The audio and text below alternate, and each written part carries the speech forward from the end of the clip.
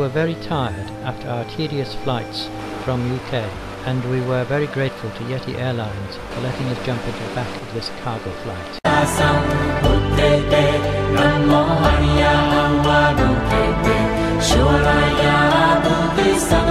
It had been a very good idea to engage Dil as our servo. He organised our trekking and climbing permits. He also arranged our accommodation and generally looked after us. He was Mr. Fix-It. He was also a very good companion and friend. We crossed several new bridges which had recently been built. They were long and swayed quite a lot.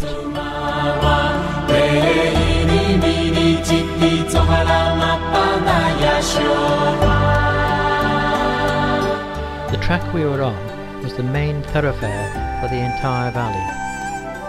Anything and everything had to be carried, mostly by porters.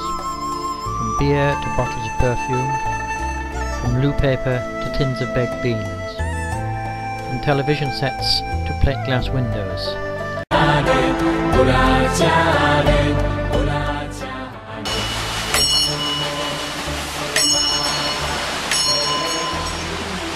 It was a small town, with development going apace. The noise of the stonemasons' hammers were a constant chatter, as they built a new building right in the centre of town. You could buy almost anything here, especially mountain gear, all incredibly cheap, with appropriate designer logos, but undoubtedly all copy fakes, but they might well be okay. We stayed in a superior tea house right at the top of the town. It was good accommodation, with good food, a shower and even a flush loo.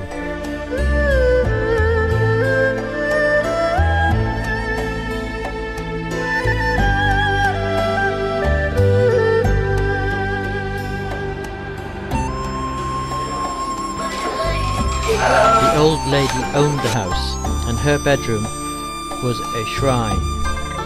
However, the modern TV shrine was also much used.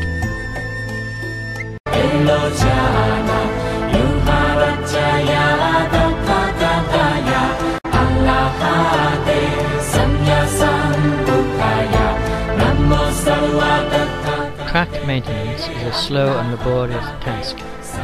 It seems to rely on private enterprise and is financed by passing tourists.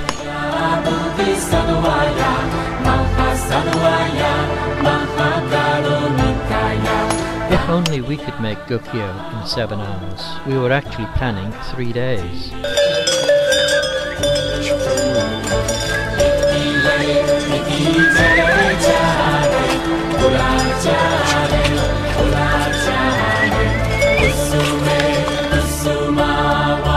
As the day wore on, the rain got heavier.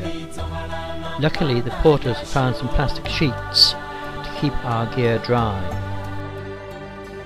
We were soaked through by the time we reached our destination, the tea house at Dole.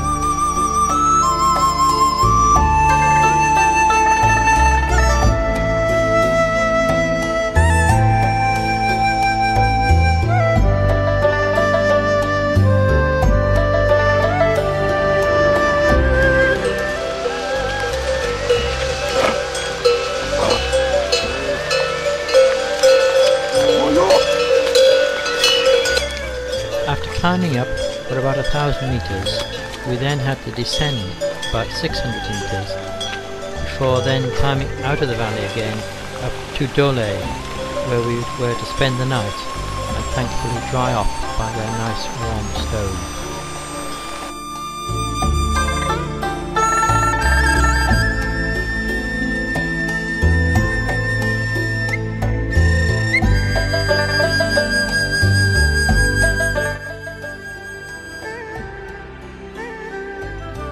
So where are we? We're about 100 metres below the snow line. So what's happening, guys?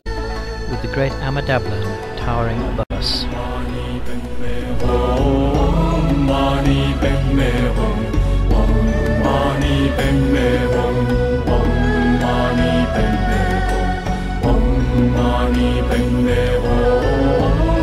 The valley was rich in alpine flora and seemed reasonably fertile where villagers could work the fields.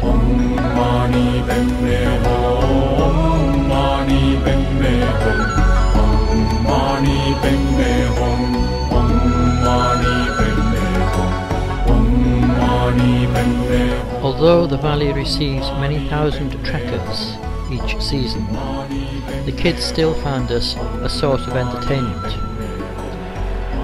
with the odd request for sweets.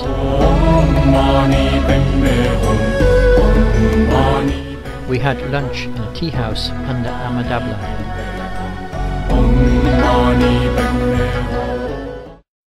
Nice fried rice? Nice rice? Not fried rice, boiled rice. Why are you having boiled rice? Boiled rice, for medical reasons. With the lightest garlic soup.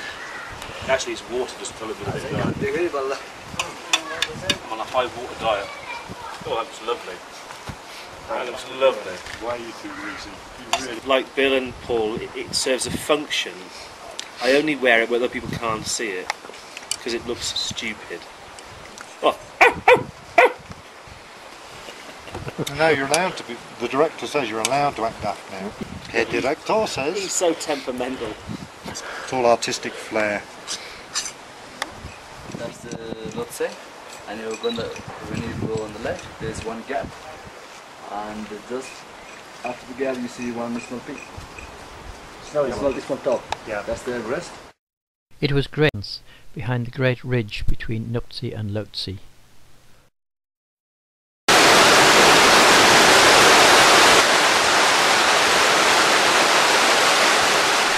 Few opportunities were missed to say some prayers, and the more automated the better, as they generate more prayers.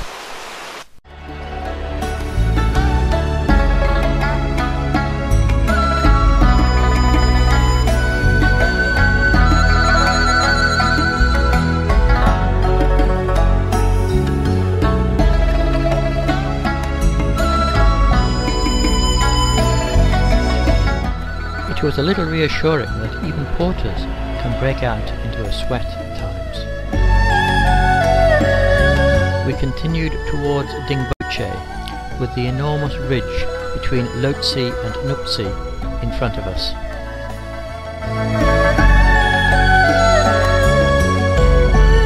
There were many porters up and down the track. This guy was in a particular hurry to deliver his solar panels. Because as Westerners don't like drinking the local water boiled, we prefer our H2O in bottles, sanitised bottles. The poor 15-year-old lad there is carrying 48 kilos of water, plus his basket, the cardboard, the bread on top. He himself probably weighs about 40 kilos.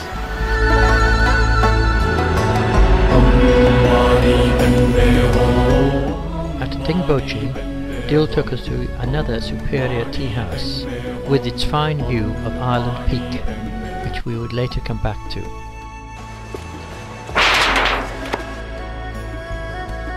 It had a superb shower. The water was heated